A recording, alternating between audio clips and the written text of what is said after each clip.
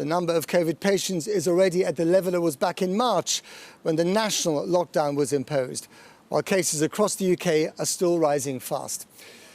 Well, the Prime Minister is briefing the press about the new measures, as you can see, and we will be bringing any updates from that press conference across our programme tonight.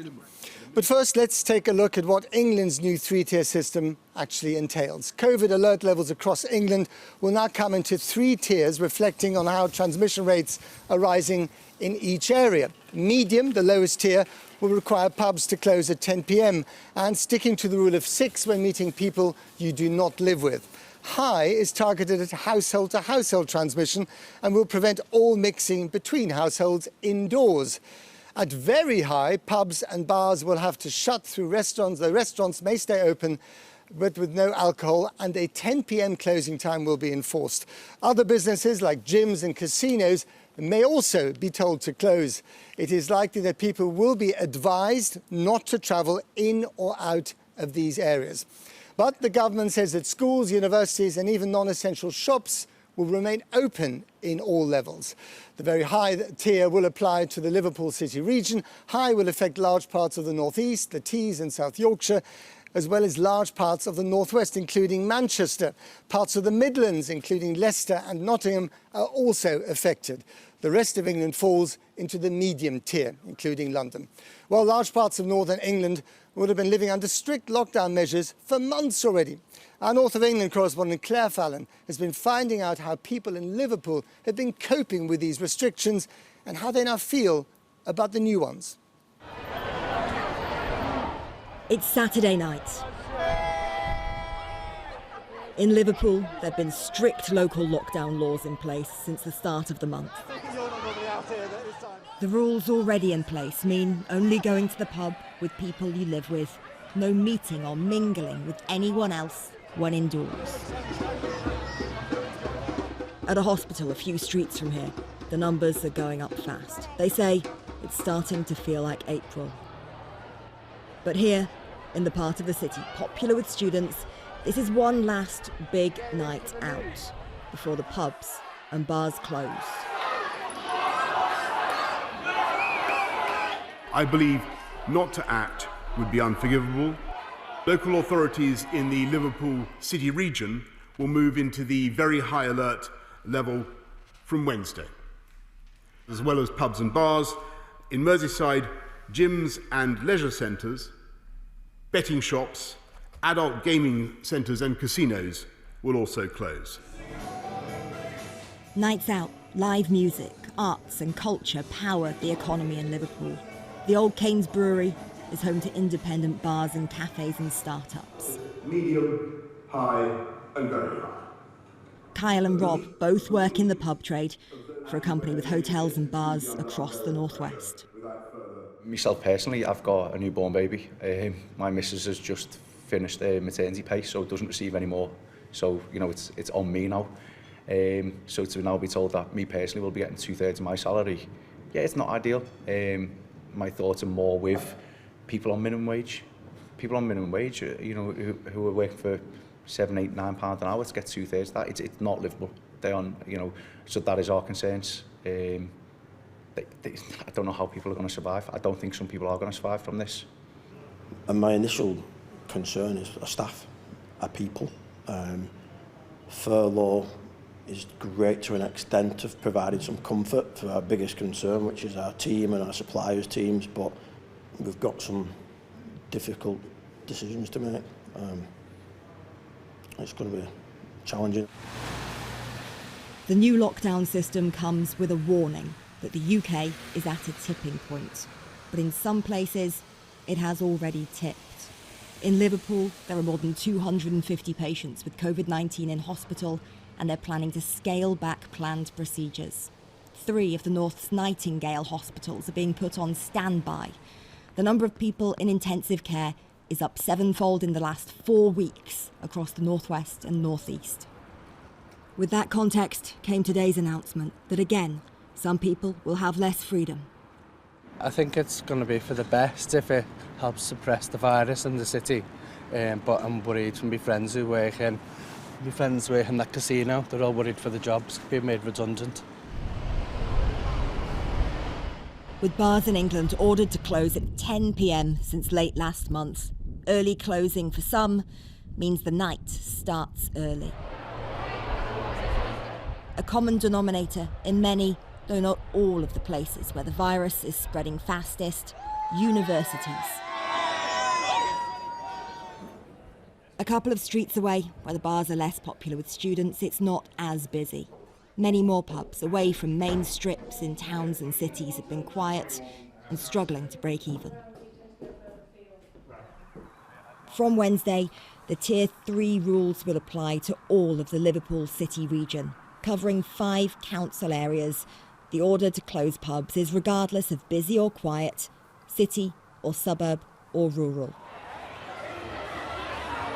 By 9:30, the not-so-subtle signs to drink up, though taken by some as a signal for one last bulk buy round. The 10 p.m. curfew means that typical end-of-night scuffles happen all at once. Police scramble from one to another.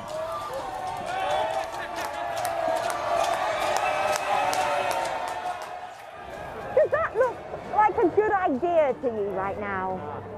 I wouldn't go there. I'd go to somewhere quieter, book in, sit at my own table and then stay there rather than go walk into a random place.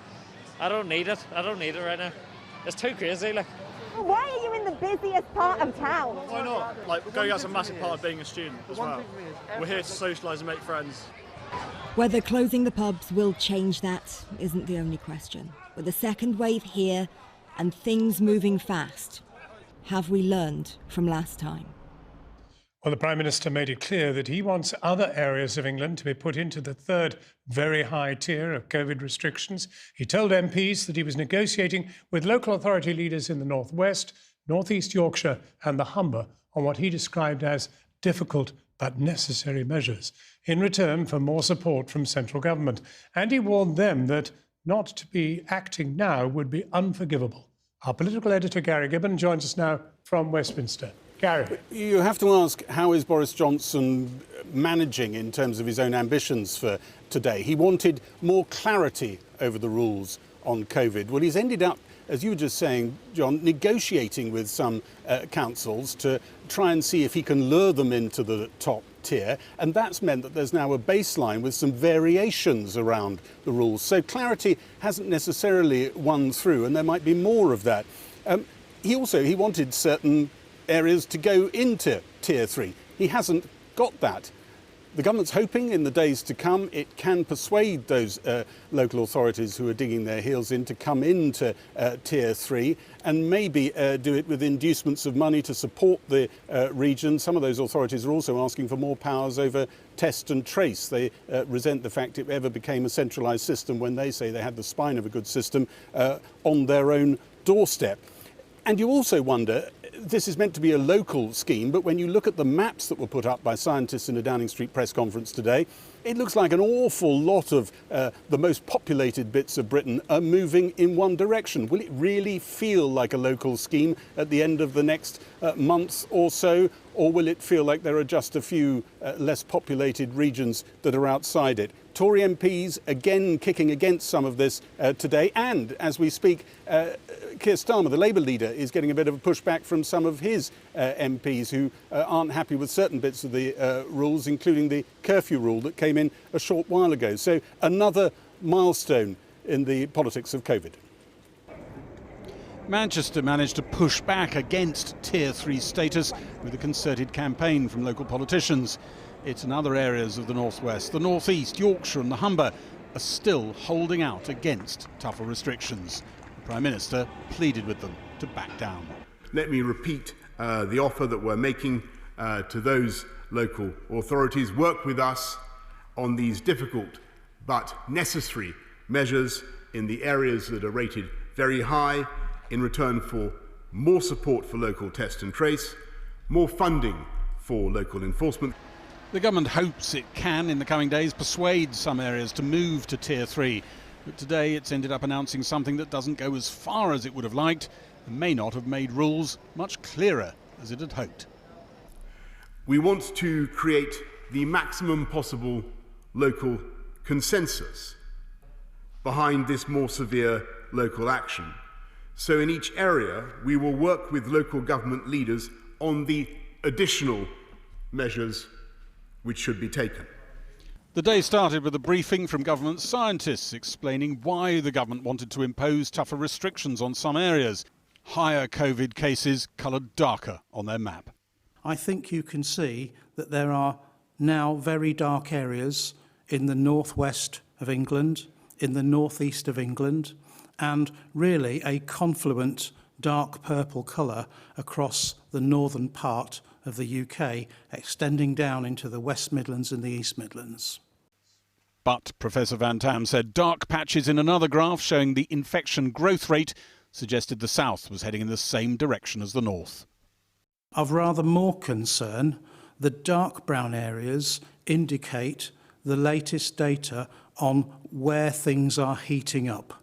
And you can see that the reach of the dark brown colours is further south. Infections, they said, were spreading up the age scale, not confining themselves to younger people. And there were now more people in hospital with COVID than there were in March when the national lockdown was imposed. We don't want to go back to another national lockdown. We can't let the virus rip. And so we've followed, since June, a balanced approach. I'm now deeply sceptical that the government has actually got a plan to get control of this virus, to protect jobs or regain public trust.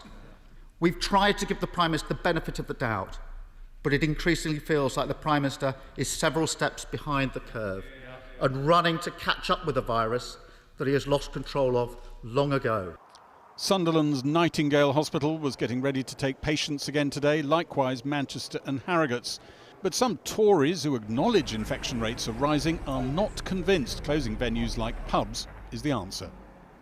And I do fear that talk of closing hospitality venues such as pubs, restaurants and cafes misses the point, given the very limited transmission of COVID within them. We did not support, and neither do I support, the extension to hospitality because it looks as though there is a very small transmission there, and obviously those businesses now face a huge loss of trade. Some government scientists insist raised voices and long stays inside pubs can drive up infections. And privately, they admit, with schools and other businesses protected, they have few other levers to pull. The Scottish Government is also bringing in a three-tier system of restrictions similar to the one in England. However, Nicola Sturgeon said professional advisers had warned that even the strictest level of Tier 3 measures would not be enough to bring the crucial R number back below 1. Our Scotland correspondent Kieran Jenkins joins us live now from Glasgow. Kieran.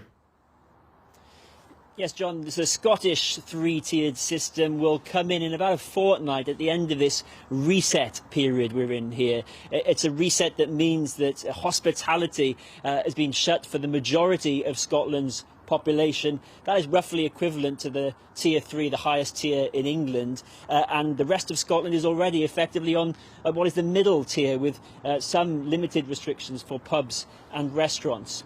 Now, Nicola Sturgeon was on the Cobra meeting call with other leaders across the UK taking part in that, and it seems what she has in mind for Scotland is kind of similar to the announcement in England today. We saw the detail of their proposal this morning, but we will look at it very closely. As I said to Parliament last week, we intend to develop our own tiering framework and take that to Parliament after the October recess. And of course that will coincide with the ending of the temporary reset restrictions announced last week. At a strategic level, we will be looking to align as closely as possible with the other UK nations. I think it is important and it makes sense to try to do that. Now, as for the pub and restaurant closures across the Central Belt since last Friday, Nicola Sturgeon said today that the early anecdotal evidence from police was that compliance with those was good. And she was also responding to a request today from the leader of the Scottish Conservatives, Douglas Ross, for businesses to be given 1 week's notice before restrictions come in. Of course, part of England today only got 2 weeks' notice from the Conservative government in Westminster. Nicola Sturgeon saying that she believed that businesses should be consulted in principle, but the virus, she said, doesn't stop spreading while we give people notice of changes. There is hope, though, that this new tiered system, when it comes to Scotland, will finally provide some clarity to the situation for places like here in Glasgow, which have already been under extra local restrictions for more than about 6 weeks now, and the sense that when you go into these local measures, it's not always clear how you get out of them again. And the Welsh First Minister has expressed his frustration at the UK government's refusal to introduce travel restrictions, which would prevent people from English coronavirus hotspots from making non-essential journeys into Wales. Our Home Affairs correspondent, Andy Davis, is in Cardiff. Andy, so is Wales also looking at a three-tier system? Well, all sorts of options are being considered, we were told by the Welsh Government today, who are clearly nervous that the current restrictions, including many local lockdowns, won't be enough. The Welsh Health Minister, Vaughan Gething, today told a press conference that they could be seeing the same levels of infection rates across Wales as witnessed in the first surge, at the peak of the first surge. So what to do? Well, political pressure is mounting on all sides. The Welsh Conservatives today called for the immediate reintroduction of shielding for the most vulnerable, more support for those groups, and everything done to avoid a national lockdown. Plaid Cymru, meanwhile, is focusing really hard on the issue of travel from hotspots, COVID hotspots in England into Wales. You may recall the Welsh Government has been asking for weeks now Boris Johnson to adopt in England the Welsh model of effectively banning travel outside those areas with very high infection levels without a reasonable excuse. Well, Boris Johnson today said there is new guidance for those high alert areas, which makes it very clear that those sorts of journeys are unacceptable. But it doesn't go far enough for the Welsh Government, who want it written into law, and it doesn't go far enough for Plaid Cymru. Well, I think the Prime Minister is once again, showing an attitude to Wales which, borders on contempt, quite frankly. And, it's completely understandable that many people, including the First Minister, feel deeply frustrated and angry. But the First Minister uniquely has the power to do something about this situation. He could use the powers that he has to protect the people of Wales. And he needs to do that now. He needs to stop considering what he's going to do and actually do something. Well, tonight we've heard from the First Minister that he is going to write another letter to Boris Johnson with an ultimatum, bringing in legislation on this issue of travelling from some parts of England into Wales. If he doesn't legislate, then the Welsh Government will. As to when that might happen, a source within the Welsh Government tonight said within the week.